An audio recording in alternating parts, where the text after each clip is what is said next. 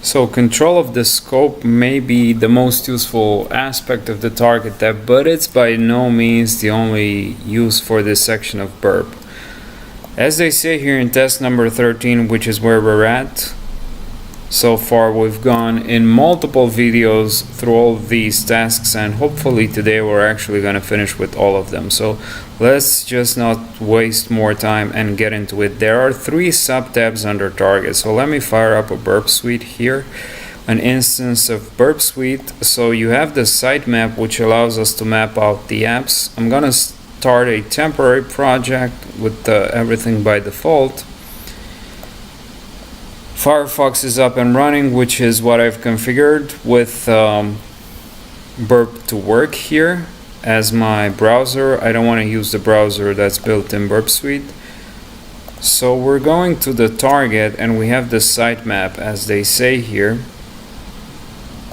I usually just hide that and the inspector, and I make a little bit of room here so that I can see everything better in the contents, and so that I also would have the request and response tuple or pair here.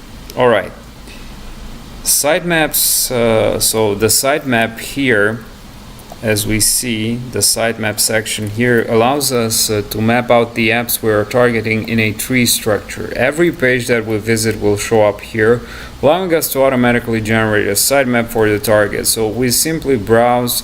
If we go to, for example, firefox.com, it's going to populate over here the HTTPS version of it, and as we browse through products, Firefox Monitor is actually going to populate this one here, should be populating it. Let's go back. It actually went to the monitor. As you see, it's another section, not another section but another subdomain. But if we go to features, it's probably going to go to another page, I believe. So probably not. It's going to go to mozilla.org.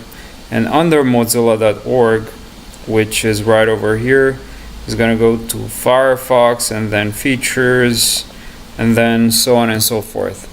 So as you can see, as we browse, this actually populates. And I want to reiterate on the fact that my intercept is off, so everything is populated in the history. Everything is by default. By default, my intercept is off.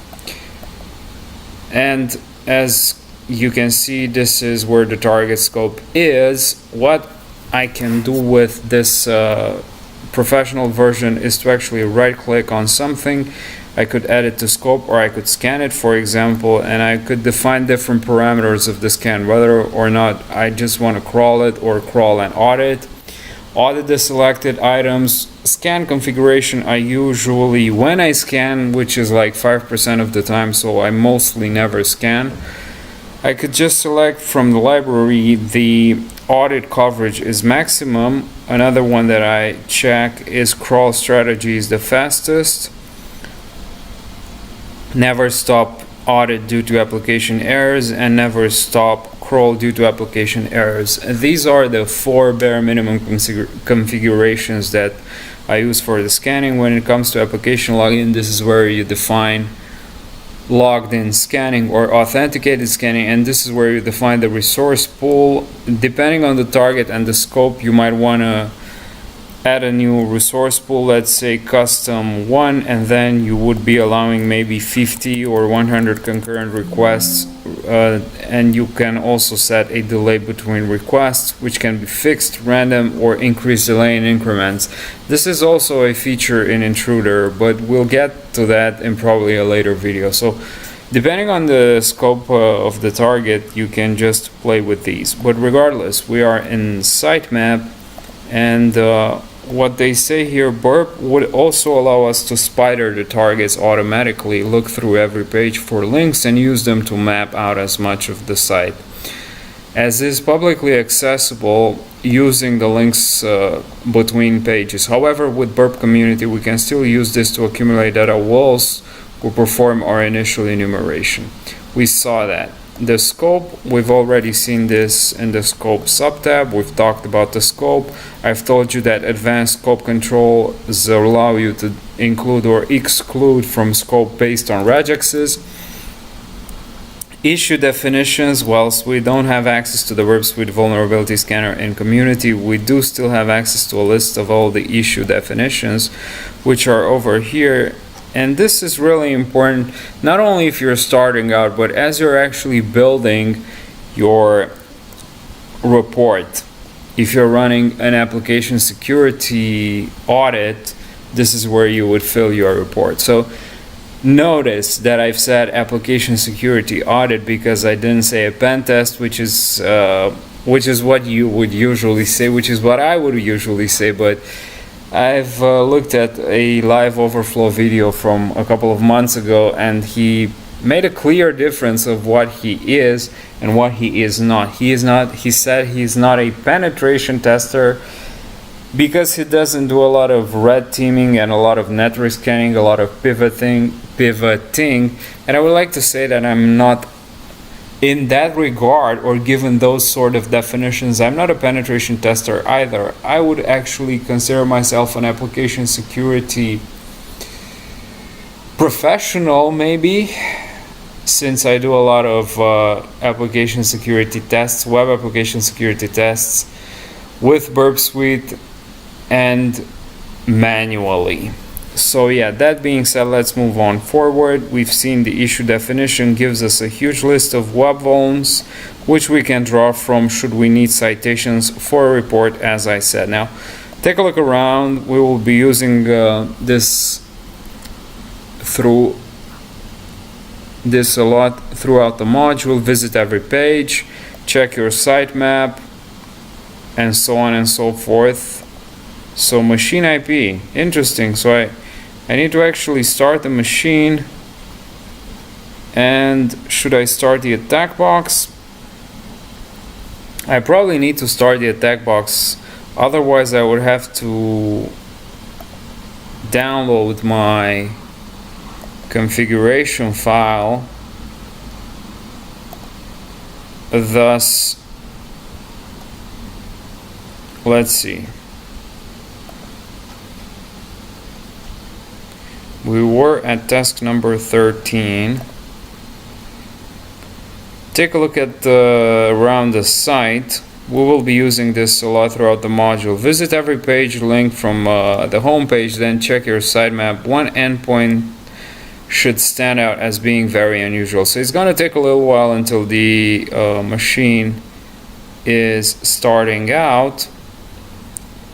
Thus, let's actually go through the next one. So having looked at how we set up, we got it. So this is our attack box, but if we just browse through it from here, chances are that we won't be able to access it. I was wondering where my configuration is. I could just download the configuration and load it into OpenVPN if it's an OpenVPN or a OVPN profile. But let's say that I don't want to do that. Or do I? If I download the file, this page has been lost in the matrix. Why? Where's my configuration file, Burp? Try hack me. Profile access. Well, EU VIP. Download the file on the desktop. Open VPN. Import profile. Let's see if it works. Just out of the box. Connect. There you go. Maybe it works. So let's see. Maybe we don't have to use the attack box after all. Therefore, let's go back to number 13. We have this one. Let's just do it in Mozilla Gorilla, but first let me actually remove everything from here, delete selected items. I want to also delete everything from here, delete selected items, and we want to have a clean start. See if it works. It works. So let's go through this website, browse a couple of pages, about, contact, support, products, see more. Now we go back into Burp, we look into this, we look into this funny looking visit, and we have the flag over there. Alright, look through the issue definition list. What is the typical severity of a vulnerable JavaScript dependency? So let's just do that. Issue definition, they should have added a function or something that would search by name. So let's see, JavaScript.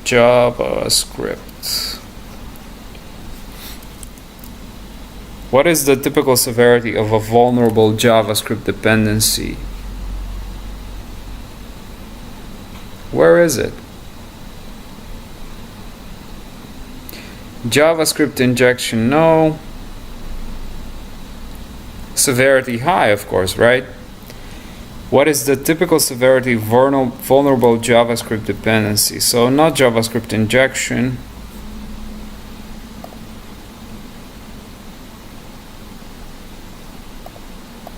Vulnerable JavaScript dependency, which is low.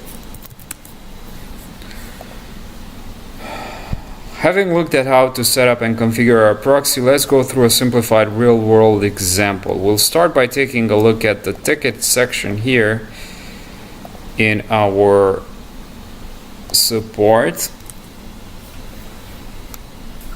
In a real-world web app pen test, security audit, we would test this for a variety of things, one of which, so let me first check.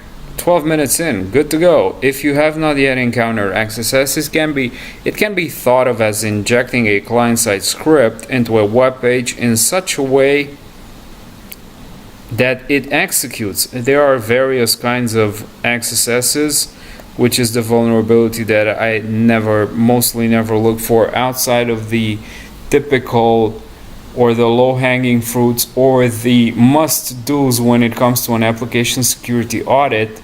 I just don't focus on them. I just do the bare minimum of testing unless explicitly required or requested. Try typing script alert XSS in the contact email, which is over here. Therefore, you can see it doesn't want to stay. Why?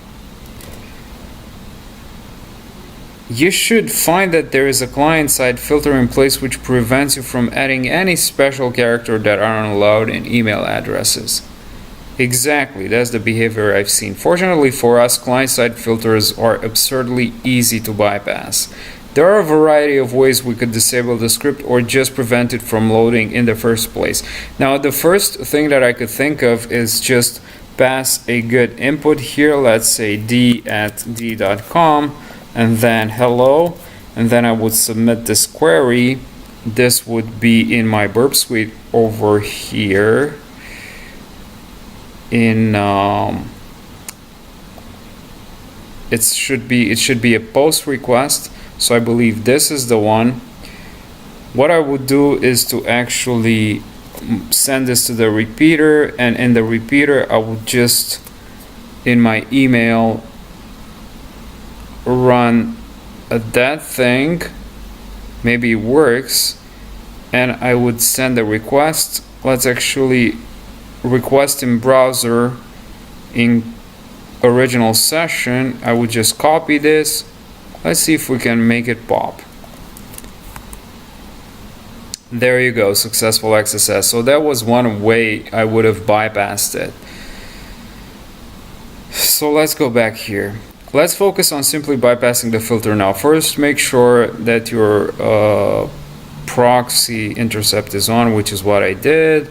Now enter some legitimate, which is exactly what I did. Submit the form, which is what I did. With the request capture, you would just replace this, which is what I did. Finally, press the forward, and I actually did this. So you bypass the filter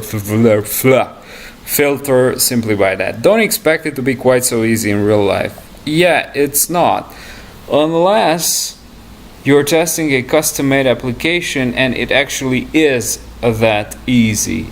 I do find situations in a lot of application security audits that I'm doing that there are so many issues that you would never, but absolutely never encounter in a bug bounty situation. And you want to know why? Because most bug bounty programs, most companies run their own penetration tests, their own security audits, and all of those issues are actually filtered out or are actually found before even the program launches officially on whatever platform you're testing. So that's very likely why most platforms, most programs have their own out of scopes, have their own scopes, of course, and reason being, it is not easy to find something even if you're testing on exclusive targets. So yeah,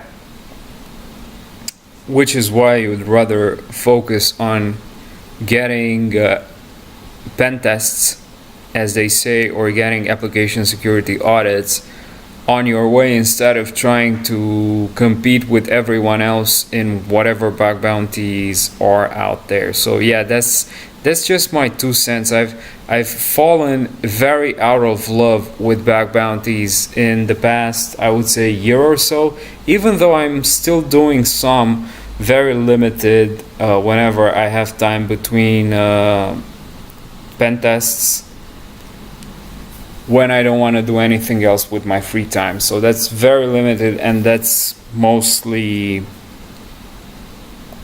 like 99% on Synack and a little bit on Google. Don't expect it to be quite so easy, but this should hopefully give you an idea of the kind of situation in which Burp is useful. Alright, conclusion. This room has hopefully given you, the beginner, alongside the experience that I shared with you here, a good grasp of the Burp Suite interface and configuration options, as well as giving you a working knowledge of the proxy. Now, you are advised to experiment with this until you are completely comfortable with them. Burp Suite is an invaluable tool in a web or mobile application. We will be building on the skills in the next room, so I understand the fundamentals. Hopefully you do. Let's now do the good thing and terminate the machine. This room is complete. Therefore, we go back to the learning.